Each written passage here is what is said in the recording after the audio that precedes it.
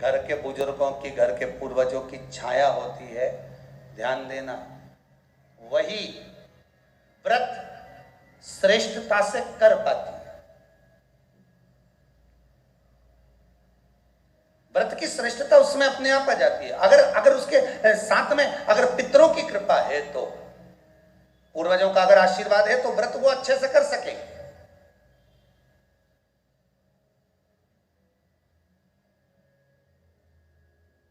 और सहज भाषा में समझ लीजिए, बहुत अच्छे से समझना इस बात को, कि मान लो, एक सरल भाषा में आप और अच्छे से समझिए उसको, बहुत अच्छे से,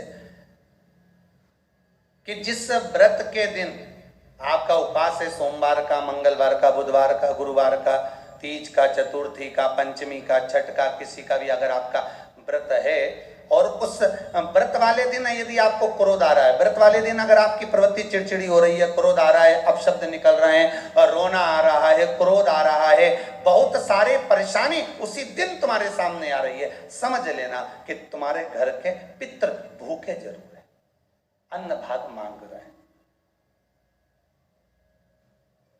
एक बात पहले भी कही थी, शायद आपको ध्यान में होगा, रात्रि को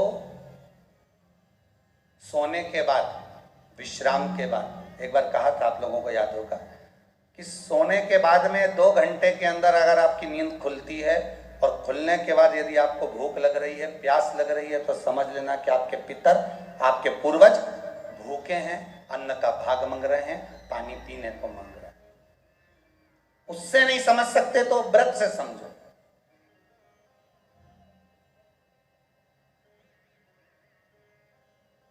व्रत से समझ लो।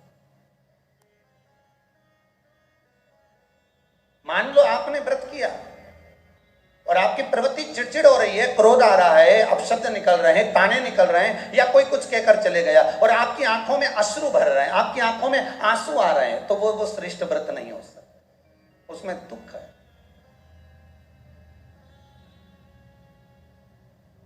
पुष्प ताजा है तो आप भगवान को दोगे, सही है कि गलत है? केला अच्छा है तो भगवान को दोगे, और काला पड़ गया तो तुम भगवान को दोगे क्या? अंदर से गल चुका है तो भगवान को दोगे क्या? नहीं, आप भगवान को दोगे। कोई फल ताजा है तो आप भगवान को दे दोगे, कोई पुष्प ताजा है, अच्छा है, तो आप भगवान को दोगे। अगर पुष्प मुरझा गया तो भगवान को दोगे क्या? पुष्प बेकार हो गया तो भगवान को दोगे क्या? नहीं। उसी तरह व्रत होता है, उसी तरह हमारा व्रत है। जिस व्रत में हमको क्रोध आ रहा है, जिस व्रत में हम चिड़चिड़े हो रहे हैं, जिस व्रत में हम अपशब्द कर रहे हैं, जिस व्रत में हमको रोना आ रहा है, जिस व्रत में हम किसी की बात का ठेस हमको पहुंच रहा है और हम क्रोधित हो गए, हम रो दिए, हम चिड़चिड़ हो गए, समझ लेना वो फूल मुरझा चुका है, वो व्रत तुम्हारा बेकार हो चुका है, उसको भगवान स्वीकार नहीं करेगा। और जिस व्रत में आपके चेहरे पर प्रसन्नता, हम